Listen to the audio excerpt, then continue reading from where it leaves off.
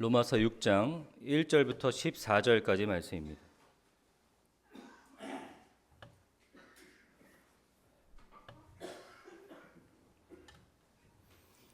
(1절부터) 14절까지 조금 길지만 여러분 차근히 하나님의 말씀을 곱씹어 가면서 한번 같이 교독하도록 하겠습니다. 그런즉 우리가 무슨 말을 하리요? 은혜를 더하게 하려고 죄에 거하겠느냐?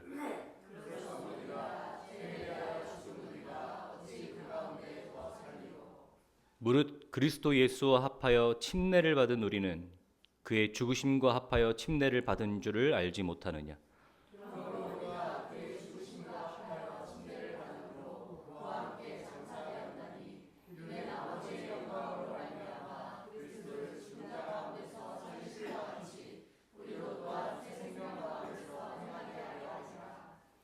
만일 우리가 그의 죽으심과 같은 모양으로 연합한 자가 되었으면 또한 그의 부활과 같은 모양으로 연합한 자도 되리라.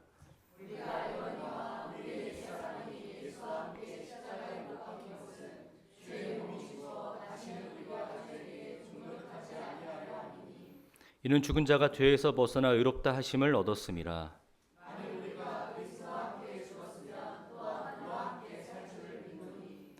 이는 그리스도께서 죽은 자 가운데서 살아나셨음에 다시 죽지 아니하시고 사망이 다시 그를 주장하지 못할 줄을 알미로라.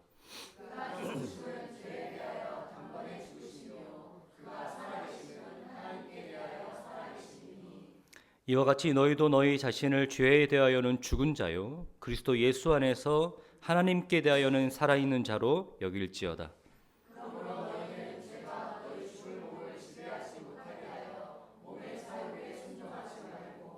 또한 너희 지체를 불의의 무기로 죄에게 내어주지 말고 오직 너희 자신을 죽은 자 가운데서 다시 살아나신 자 같이 하나님께 드리며 너희 지체를 의의 무기로 하나님께 드리라.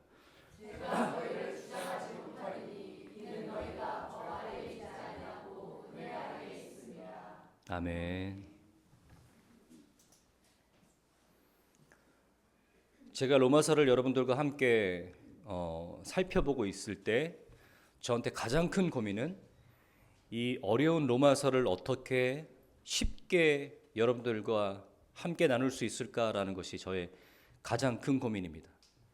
그러다 보니 전례 없는 칠판까지 등장하고 고민하다가 나중에 제가 앞에서 1인 드라마 하기 전에 여러분 저의 설교를 잘 이해하실 수 있기를 하나님의 그런 은혜와 지혜가 있기를 주님의 이름으로 축원합니다. 제가 고민하다가 별의별 시도를 다 할 수도 있으니 여러분 그 전에 제가 설교하는 내용들을 좀 잘 이해하실 수 있길 바랍니다. 우리 얼마 전에 시집간 우리 원혜빈 간사를 종종 만날 때가 있습니다. 저희 동네 살기 때문에. 그러면 저한테 항상 이렇게 화살을 날립니다. 목사님 초심을 잃었다. 1시간 내지는 40분 이렇게 기본으로 설교 시간을 넘기니까요. 이제 목사님 초심을 잃었다고 이렇게 화살을 날립니다.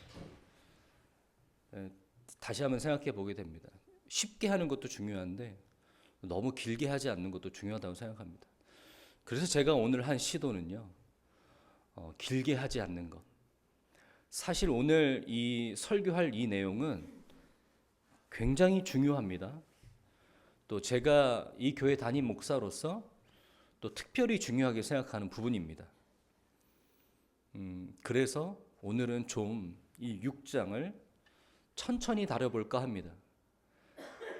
다음 주 또 필요하면 또 다다음 주를 해서 좀 이 6장을 좀 느리게 걸어볼까 합니다. 중요한 내용입니다. 오해해서는 안 되는 내용입니다. 오늘 이 로마서 6장 또는 7장의 내용들은요, 사실 경과구에 해당되는 내용들입니다. 다시 말해서 로마서 5장은 8장으로 이어지고 있습니다. 그 사이에 있는 6장과 7장은 부연 설명 같은 부분들입니다. 좀 더 자세히 말씀드리면 질문에 대한 대답들입니다. 그러면 제가 여러분들에게 묻고 싶습니다. 여러분 5장까지의 설교 제가 다시 이렇게 축약해서 말씀드리려고 하는데 전사님이 제 설교보다 더 잘 설명해 주셔서 제가 다시는 설명할 필요는 없습니다. 5장까지의 내용들을 잘 이해하셔 함께 오셨다면 여러분들에게 질문이 생겨야 됩니다. 여러분 질문이 생기신 분 있으시죠? 5장의 지난주의 내용을 여러분 잘 이해하셨다면 여러분 반드시 질문이 생겨야 됩니다. 질문이 생기셔야 돼요. 여러분 마음속에 있는 그 질문이에요. 차마 입으로 내뱉지 않았지만 여러분 마음속에 그런 질문이 하나씩 있을 겁니다. 네, 이런 질문 해도 되는지 모르겠는데 이상하게 내 마음속에 이런 질문이 생겨요. 어떤 질문입니까? 그러면 지금부터 마음대로 살아도 되겠네? 아담에게서 옮겨져서 예수 그리스도 안으로 옮겨졌기 때문에 사탄의 어떠한 정죄의 화살도 맞질 않잖아요. 사탄이 나를 정죄할 수 없잖아요. 더 이상 죄와 사망의 법이 나를 어떻게 할 수 없잖아요. 해방됐잖아요. 그런데 우리가 알고 있듯이 예수 그리스도 안으로 옮겨진 자들, 그러니까 예수 그리스도와 연합한 자들도 죄를 짓잖아요. 그런데 뭐예요? 달라진 게 뭐라고요? 정죄받지 않는다고요. 그럼 우리 안에 당연히 질문이 생기는 게 뭡니까? 그러면 지금부터 우리 마음대로 살아도 되겠네. 못하러 애쓰고 고난 받아가면서 신앙생활 합니까? 왜 죄의 유혹과 싸워야 됩니까? 마음대로 살아도 되지 않겠냐라는 질문이 당연히 생기게 되어 있습니다. 여러분 생기셨어요? 여러분 생기셨죠? 여러분 만약에 그런 질문이 생겼다면 또는 그런 반감, 그런 도전이 생겼다면 제가 설교 잘한 겁니다. 제가 설교 맞게 한 거예요. 만약에 여러분 그런 질문, 반감 또는 도전 생기지 않았다면 저 설교 잘못한 겁니다. 저 로마서 5장 설교 잘못한 거예요. 제가 로마서 5장 설교를 제대로 했다면 여러분 안에 마땅히 그런 도전과 질문이 생겨야 됩니다.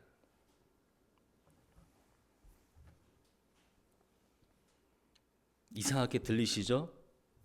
근데 제가 마틴 로이드 존스의 글을 인용해 드릴게요. 마틴 로이드 존스가 로마서 5장에 대한 이야기를 이렇게 이야기합니다. 그것은 복음 설교에 대한 아주 중요한 훌륭한 시금석입니다.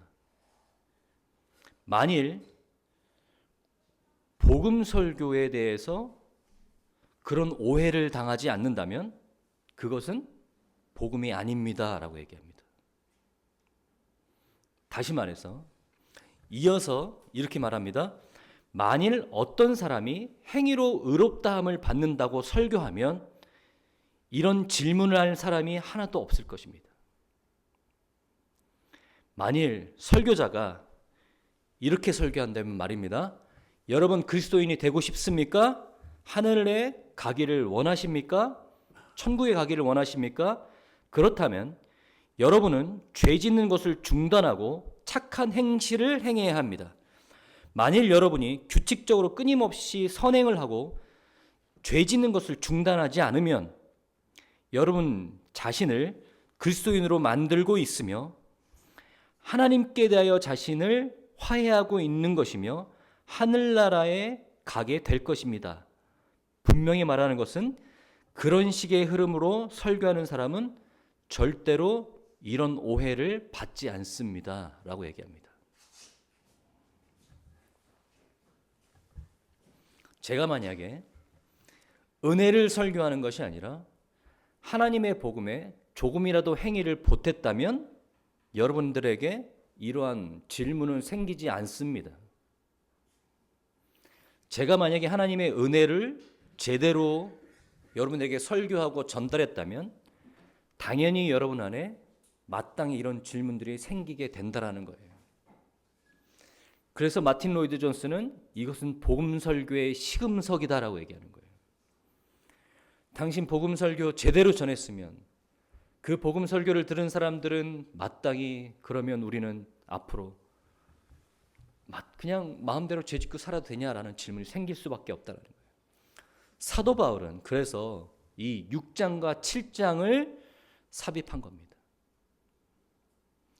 그러면 5장의 이 사도 바울의 이야기가 어떻게 끝났는지 한번 살펴보겠습니다. 5장 20절과 21절입니다. 율법이 들어온 것은 범죄를 더하게 하려 함이라. 그러나 죄가 더한 곳에 은혜가 더욱 넘쳤나니 이는 죄가 사망 안에서 왕노릇한 것 같이 은혜도 또한 의로 말미암아 왕노릇하여 우리 주 예수 그리스도를 말미암아 영생에 이르게 하려 함이라. 죄가 더한 곳에 은혜가 더욱 넘쳤다.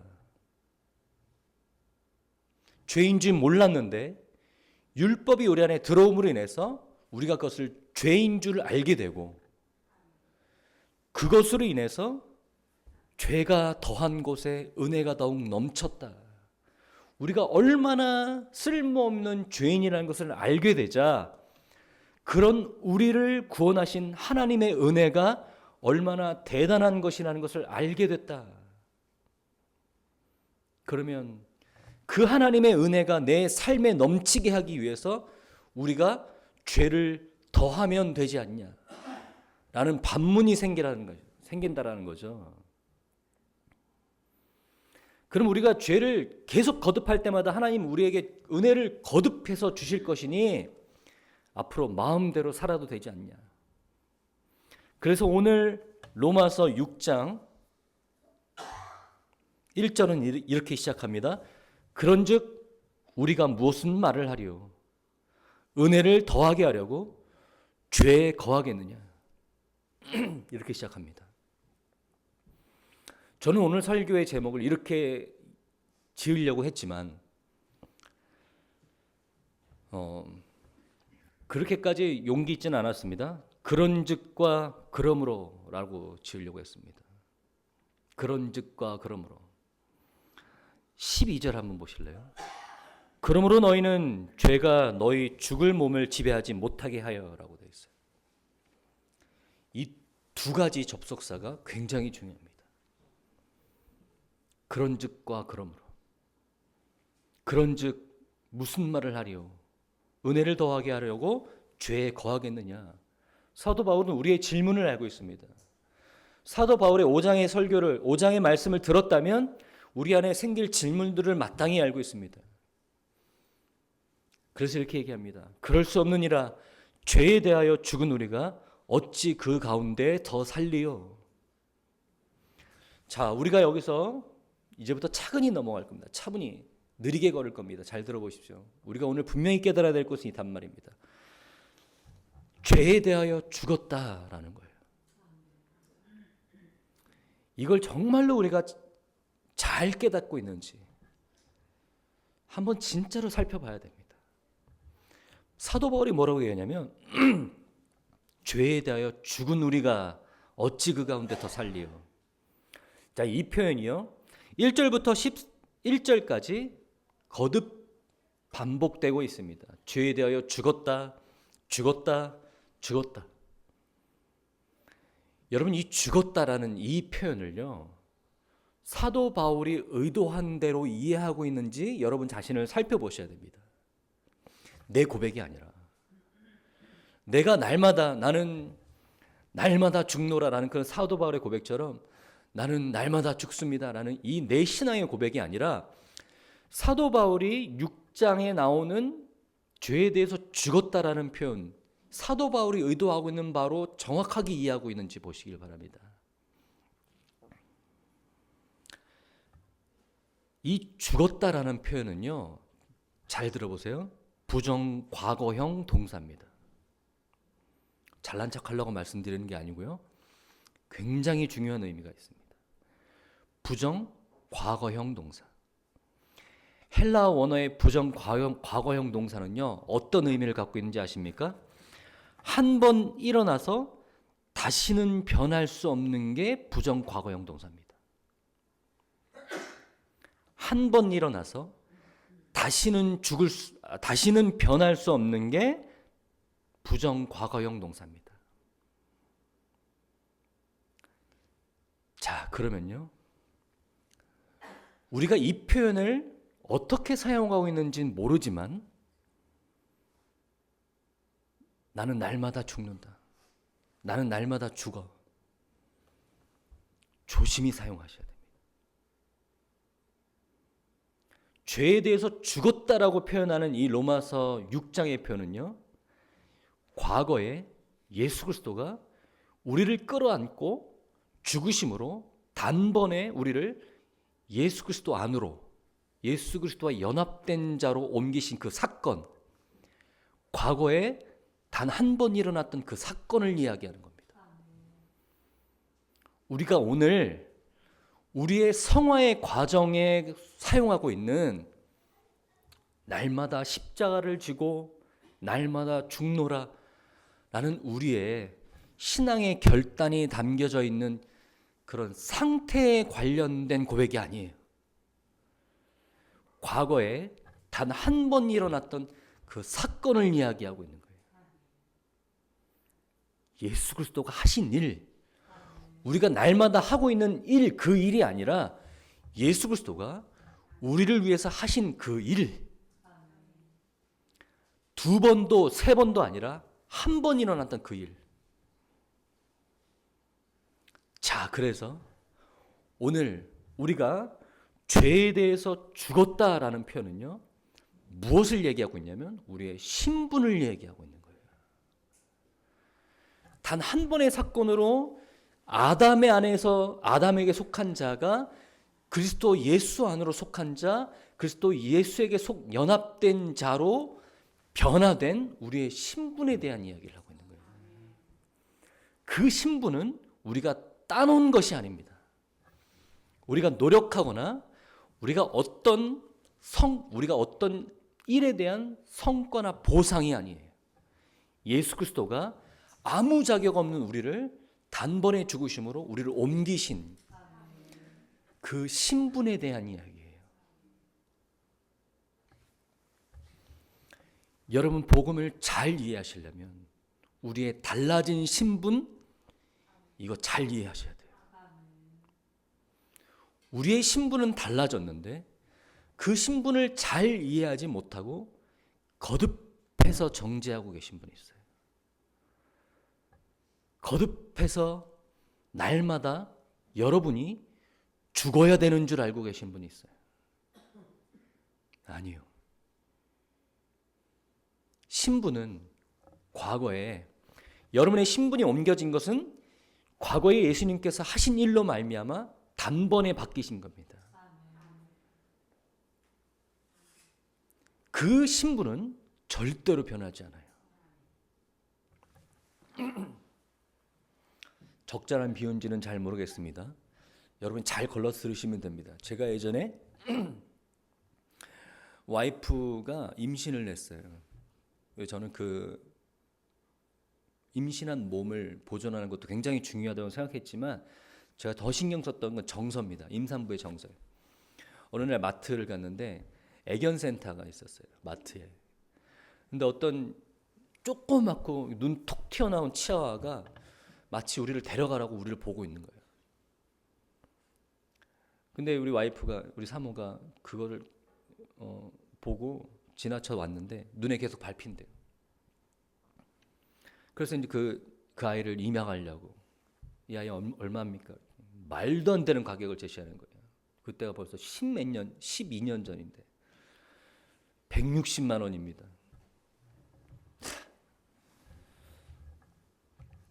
그런데 어쨌든 그 친구를 데려왔어요. 근데 그 친구 때문에 우리가 도움을 굉장히 많이 받았어요.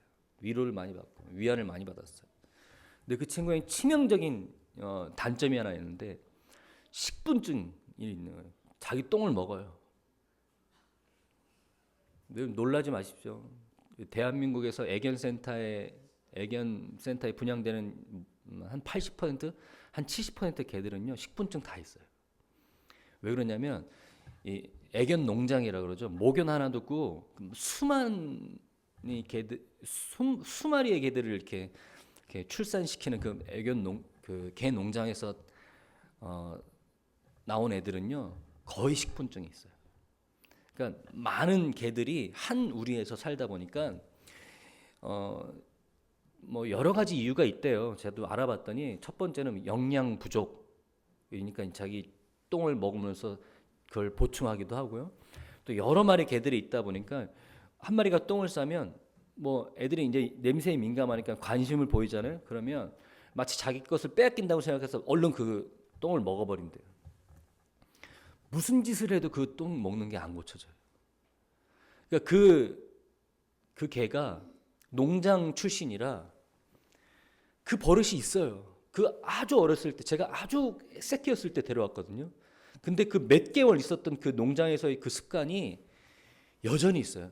제가 얼마나 그 습관을 고치려고 절대로 혼내면 안 된대요. 똥 쌌을 때. 또는 그 똥을 먹어도 절대로 혼내면 안 된대요.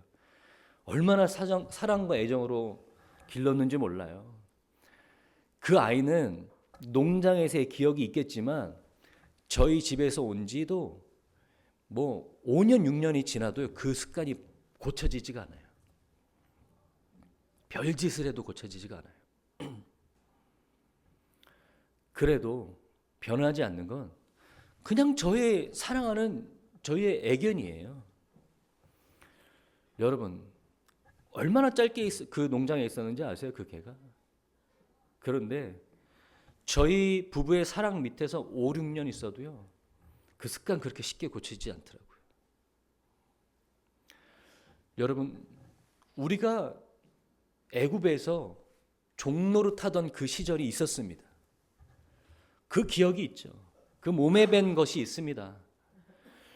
홍해 바다를 건너서도요 이스라엘 백성들 그 습관 버리지 못합니다. 자꾸 뭐 합니까? 과거를 회상합니다. 거기 있었을 때가 더 낫다라고 얘기를 해요. 그렇다고 모세가 하나님께서 그들을 다시 애굽으로 보내지 않습니다.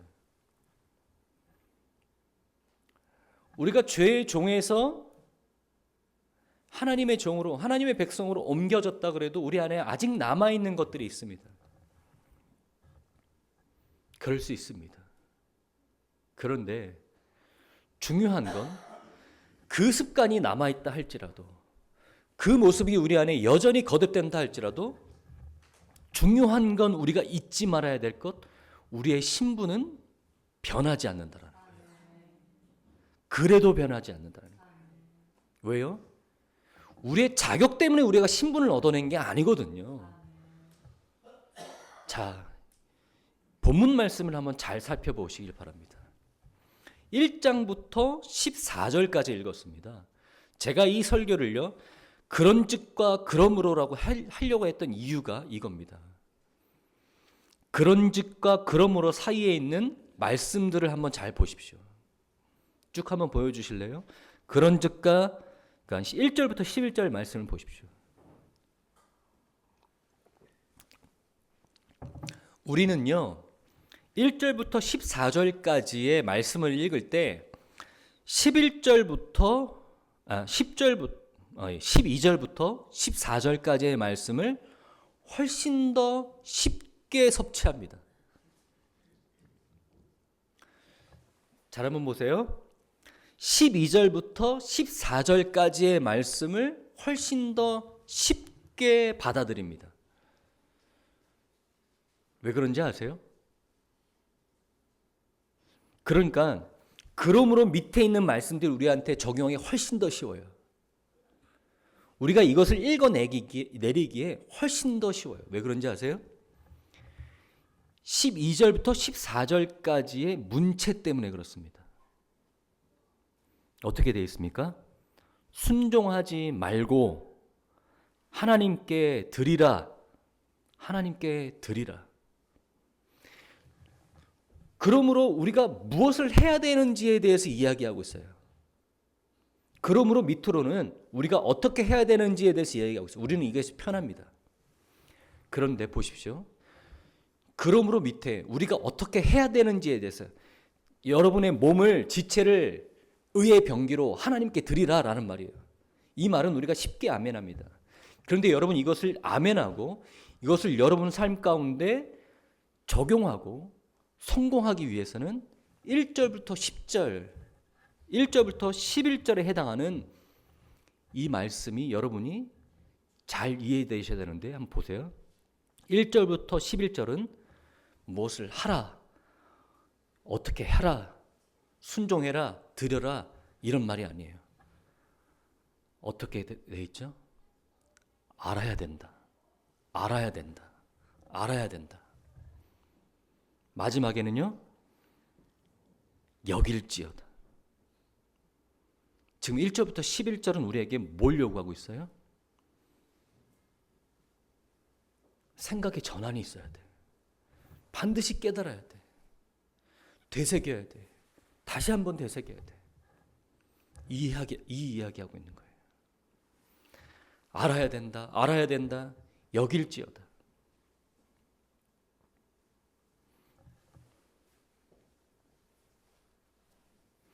(3절입니다) 무릇 그리스도 예수와 합하여 침례를 받은 우리는 그의 죽으심과 합하여 침례를 받은 줄을 알지 못하느냐.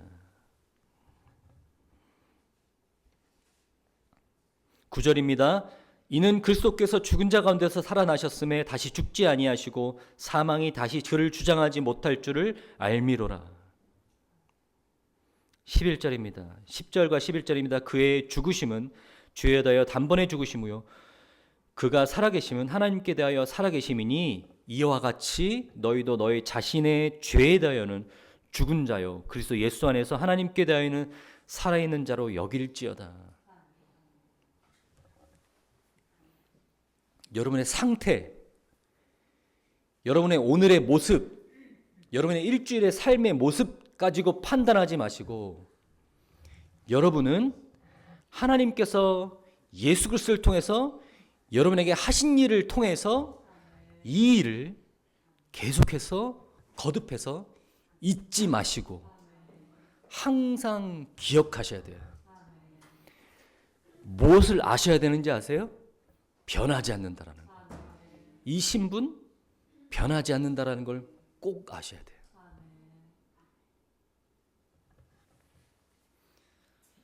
죄에 대하여 죽었다라는 것을 어떤 설교자는 이렇게 설교합니다. 죽으십시오. 오늘 죽으십시오. 여러분의 행실을 더하여서 오늘 죽으십시오. 네, 이 말이 틀린 말은 아닙니다. 그런데 오늘 본문에 한해서는 틀린 말입니다. 사도 바울이 우리는 죄에 대하여 죽었다. 우리는 죄에 대하여 죽은 자다. 죽은 자로 여겨라 라는 말은 과거에 예수 그리스도가 우리를 위해서 하신 일, 그 일로 인해서 우리는 신분이 변했다. 그거 기억하셔야 된다 라는 말입니다.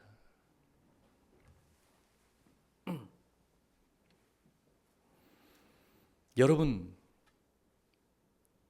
무엇을 하시기 전에, 무엇을 드리기 전에, 순종하기 전에 이것부터 기억하십시오. 우리가 이것이 우리 안에서 제대로 서 있을 때 그 다음 그러므로 여러분의 몸 지체를 하나님께 의의 병기로 드릴 수 있는 겁니다.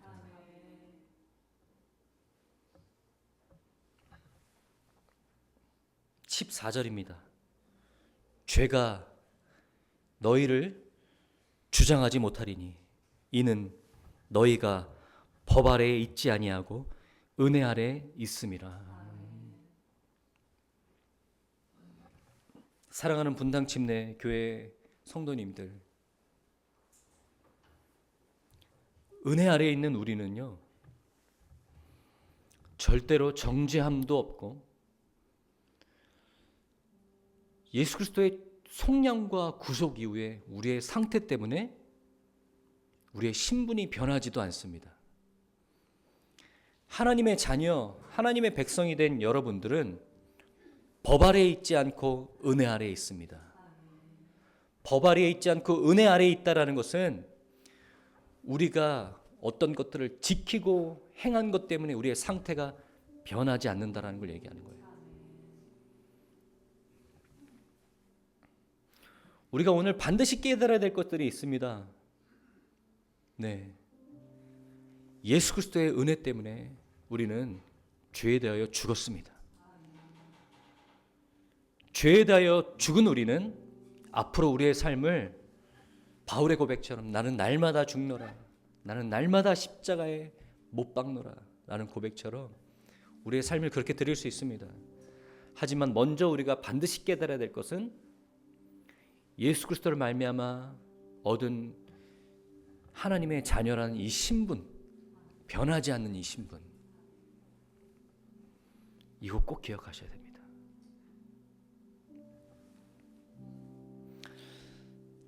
다음 주에도 우리가 6장 함께 하길 원합니다. 이 질문에 대한 답을 확실히 우리가 좀 결론 내어야 됩니다. 그럼 하나님의 은혜를 더하려고 우리가 죄를 지을 수 있느냐? 그럴 수 없다. 하나님의 사랑을 경험한 사람들, 하나님 은혜를 경험한 사람들, 그 하나님의 은혜 때문에, 그 하나님의 사랑 때문에 자기 자신을 더 이상 구정물로, 흙탕물로 뛰어들지 않습니다.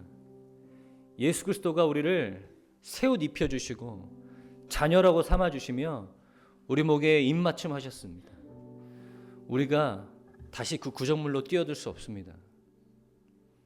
왜 그렇습니까? 우리는 하나님의 자녀이기 때문에 그렇습니다. 노예가 아니고요, 종이 아니고요, 하나님의 자녀이기 때문에 그렇다고요. 그 사실은 변하지 않아요. 여러분 오늘 이 사실 하나만 꼭 기억하시고 돌아가시길 바랍니다. 여러분을 다시 죄로, 여러분을 다시 불의의 병기로 들이지 않는 중요한 원동력은 변하지 않는 하나님의 자녀라는 사실. 네, 이것만 여러분 마음속에 꼭 기억하시고 돌아가십시오.